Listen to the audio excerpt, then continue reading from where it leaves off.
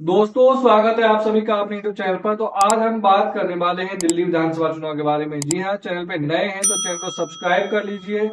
तो आज हम बात करने वाले हैं दिल्ली की वो 12 सीटें जिन्हें कहा जाता है सत्ता की चाबी। जी हाँ, आज हम आपको इन 12 सीटों को आंकड़ों के बारे में समझाएंगे, उनके आंकड़ों के बारे में।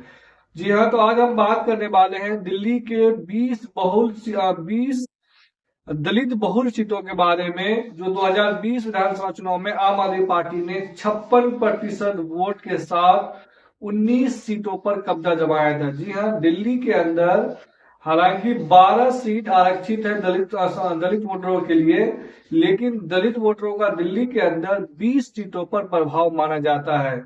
और उस 20 सीटों में से आम आदमी पार्टी ने 2020 के विधानसभा चुनाव में 56% वोट हासिल करते हुए 19 सीटों पर कब्जा जमाया था, जबकि बीजेपी को एक सीट ही मिल पाई थी।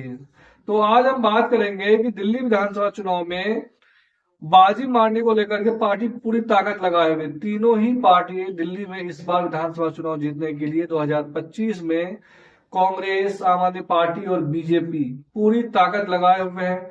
और वो इसलिए हर एक प्रकार की रणनीति बना रहे हैं जो दलित वोटरों को अपने पाले में लाया जा सके। तो आपको बता दूं, आम आदमी पार्टी और बीजेपी हो या कांग्रेस हो, सभी की नजरें इस बार जो है वो खास करके दलित वोटरों पर है। और दिल्ली की राजनीति में दलित वोटर एक बड़ा फैक्टर माना जाता है। और ये भी कहा जाता है कि दिल्ली के दलित जिस पार्टी की तरफ मुड़ता है, उन्हें सत्ता की चाबी मिल जाती है। तो दलित जिसके साथ होते हैं, दिल्ली के अंदर उनका सरकार बनना लगभग तय होता है। प्रदेश में 12 सीटें अनुसूचित जाति के लिए आरक्षित है, जबकि 20 सीटों पर दलित इनका दबदबा जो है दलित वोटरों का, वो 20 सीटों पर है। दिल्ली का दलित वोटर सरकार बनाने में अहम भूमिका निभाती है, चाहे कोई भी कास्ट की जैसे पूर्वांचली हो, कोई भी कास्ट हो। लेकिन जब तक दलित वोटर्स का प्रभाव, एक कह सकते हैं दलित वोटर का प्रभाव दिल्ली के सरकार बनाने में रहता है। यही कारण है कि सभी पार्टियां इन दलित वोटरों को अपने पाले में लाने के लिए वायदों का पिटारा खोल देती है। चाहे जो भी पार्टी हो, कांग्रेस हो, आम आदमी पार्टी हो या फिर बीजेपी हो, सभी ने वायदों का पिटारा खोल दिया है। तो आज हम आपको डेटा के जरिए बताएंगे कि इस दिल्ली के सियासत में दलित वोटर्स जो है वो बेहद अहम क्यों माना जाता है। तो आपको बता दूं, दिल्ली में 70 विधानसभा सीट में से 12 सीट अनुसूचित जाति के लिए आरक्षित है, यानी एससी समाज के लिए। ये तो आपको पता है। और प्रदेश के अंदर करीब 17% दलित मतदाता है। तो इनमें से 38% जो है वो जाटव है और 21% वाल्मीकि समाज से आते हैं। इस बार दिल्ली में बीजेपी ने 14, कांग्रेस ने 13 और आम आदमी पार्टी ने 12 उम्मीदवार जो है वो दलित समुदाय से दिया है। इसका मतलब ये है कि बीजेपी और कांग्रेस ने आरक्षित सीटों से ज्यादा दलित प्रत्याशियों को मैदान में उतारा है। दलित सीट जितना आरक्षित सीट है, उससे ज्यादा ही दोनों पार्टियों ने, जो राष्ट्रीय पार्टी है कांग्रेस और आम आदमी बीजेपी, उन्होंने सामान्य सीट पर भी दलित उम्मीदवार दिए हैं।